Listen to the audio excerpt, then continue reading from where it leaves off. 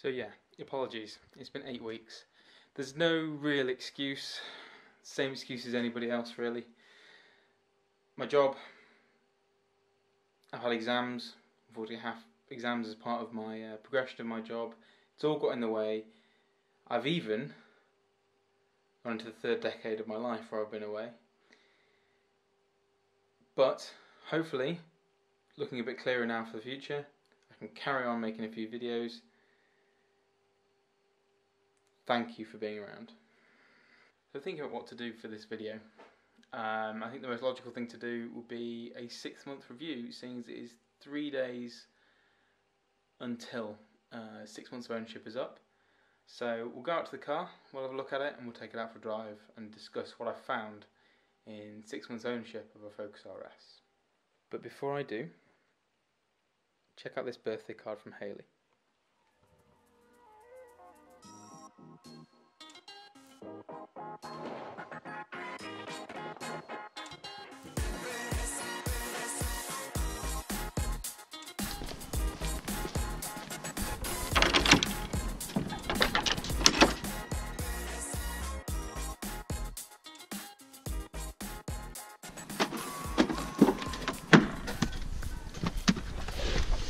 First things first, let's check the oil, which I've never once looked at in 6 months of driving. That's potentially an error. And the other thing is the coolant level, which I did check in a previous video. The reason I'm in here is because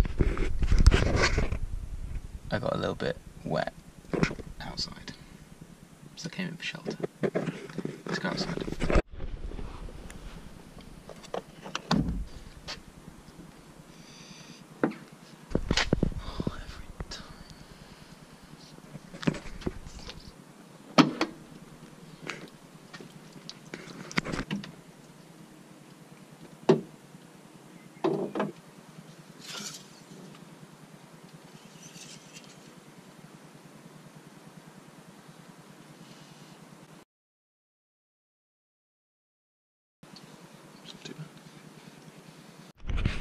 As for the coolant levels, I was checked with the old video, but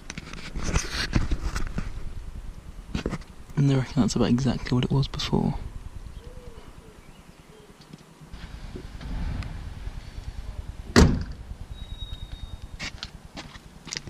So I'll take that. Looks like the coolant level is about at the level I remember from before, certainly well above the minimum level, and the oil is about 3/4.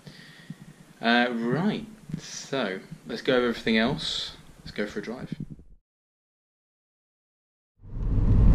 I think the first thing I can mention, and it probably tells a lot about the way I use the car, is talk about the miles per gallon that I've managed on this car. I've never reset it from the moment I got it. I think when I drove off from the forecourt it had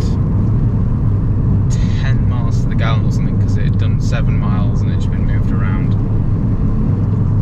Now, I've done 4,280 miles in the car in 6 months. It's about what I wanted to do. I didn't want to do any more than that in it really. I use this as a commuter, and on the commuting run, it's very much like this. Stop start, occasional national speed limit, occasional 40 miles an hour. Occasionally people not moving over enough in that lane. But my point is, I've managed, it just went down as I accelerated there, but I've managed 31.6 miles to the gallon during the lifetime, the 6 months of this car so far, which, to be honest, is unreal. Compared to what I think some of the other YouTubers have been getting. I mean, that's much, much higher. And the reason is quite simply that I don't drive it like a hooligan every day. I can't. Half the time I'm like this, stuck on the beautiful British roads with vans, Hondas, Hyundais in the way. I simply can't do the speed. I get stuck at 40, I put it in 6th, it does do very nicely. And I do the occasional trip down the motorway.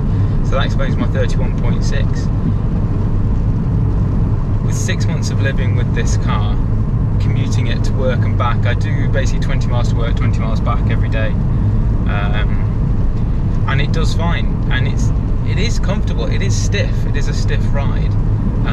But it blends in just fine as a commuter. It doesn't seem to cause me any trouble. I had a 1 Series before this, and I think because it had run flats, even though it was just a simple diesel, it ran worse than this, despite this has 19-inch alloys. But yeah, I have no real faults to talk about as such. I have basically the only thing I can complain about fault-wise so far is that in just behind me, where the seatbelt goes into the B pillar, is there a B pillar? This thing. There is a ever so faint rattle in the car, where the seatbelt moves. And then I did have a rattle in the glove box. I slammed it once, it's never come back. It looks like I'm not the only one with this. I've got a friend with an RS, similar problem. Other than that, rattle-wise, I've got away with it. It seemed to have been relatively solid. I've had no technical faults with the car. I had a very brief problem, entirely self-inflicted problem, but I didn't realise, and it was just about to go back to Ford until I realised, where I couldn't select drive modes for a couple of weeks. If you have me on Instagram, I was posting about it because I was getting very frustrated. It turned out what I'd managed to do, and this is an FYI for anybody who has an RS or even a Ford, is that I accidentally, whilst playing with the settings on the dash in front of me here, I'd set up the My Key. I hadn't put any settings on the My Key, but simply because the key I was using was set up as a My Key, a restricted mode key, even though I hadn't set what I wanted to restrict on it. Just because it immediately disabled all the drive modes, but it gave me no warning as to why it was doing that. So I had quite a lot of frustration trying to get all that sorted, and then eventually had a brainwave one night, grabbed the other key, because you needed the other key to do it. You couldn't do it with the key I had, so I had to grab Haley's key, and then you've just cut me up. So, sorry, yeah. I had to get the other key, Haley's key, and go into the car, reset and wipe the other key. But other than that, apart from self-inflicted technological problems, the whole system here, the rest of the car has been absolutely flawless. I've had no problems with it whatsoever, other than my slight ineptitude at using it. Cleaning it has become quite a problem. I don't know what it is, whether it's the little diffuser at the back, whether it's the big exhausts, whether it's the spoiler at the back, but it kicks up dirt to the back like nothing I've ever known. It takes one journey and it's pointless that I've ever washed it. The paintwork's lovely to keep clean. I have had it detailed, that makes it slightly easier. I've got annoying chips on the rear arches where I've clearly kicked up a stone from the rear wheels into the rear arch. It's not really noticeable, it's not actually on the outside of the car, it's just on the rim as it comes round the back of the tyre. But they're frustrating when you know they're there. I've got nothing really damage-wise on the car. One very frustrating chip on the front of the car is actually on the black fascia, and this is a bit of a rant about the car and to Ford. The black fascia on the front of the... It's always Hondas. The black fascia on the front of the car is the bit where the number plate goes across, it's the bit where the front RS logo is. I've got a chip on that, which is frustrating since the rest of the front of the car has got paint protection film on it, so there isn't another mark on the front of the car, it's pristine. Amazingly, you'd think that'd be black plastic all the way through. It's not. It is a painted plastic and it's white underneath. So there is a lovely chip in there, and that's that's a bit of a gripe, because I can't believe that when you've got something like that, that it's not just solid plastic all the way through, but it seems to be painted on. That's a bit of a frustration. I think living with it day to day, doing the kind of commute I do here, which is roads like this, 40s, it's fine, you know, it's actually great, but it really doesn't want to stick to the speed limit. If you put it in 6th, it'll happily just decide it's going to do 15. You don't really, it's got so much pull, you don't really notice. So you do have to keep an eye on your speedo with this car. See, right now as I'm driving, I've got a funny noise here. I mean, I'm going to have to get it sorted. Doesn't matter what I do with this, nothing. It's just, and it's in my ear, and it's very quiet, but it's just at that level where you notice it. I have to say, if you own one of these, I don't need to tell you this. If you're thinking of getting one, I can't recommend it highly enough. In a world where we have so many options, a lot of them are very, very similar, and this stands out in so many ways. From the way it drives, and yes, before anyone asks, I have test driven other hot hatches before I bought this. From the way it drives, to the way it looks, to a bit about, you know, the prestige of the RS compared to some other brands. It really is a special car to own, and you do get a lot of people just tapping you on the shoulder at petrol stations asking you about it.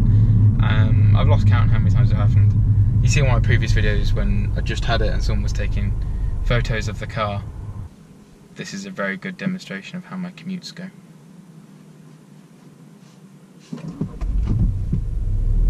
So everyone, that was my 6-month sort of update on the car.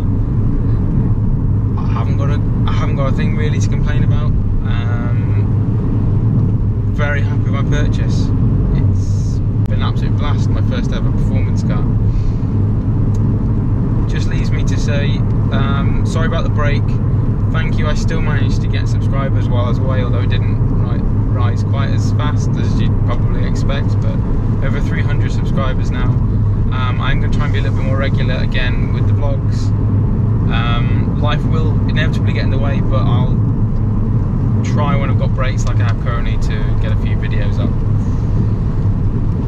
Any questions, anything else you'd like to see about the cars? I've said in previous vlogs, just message me and I'll see what I can do. Always up for new ideas.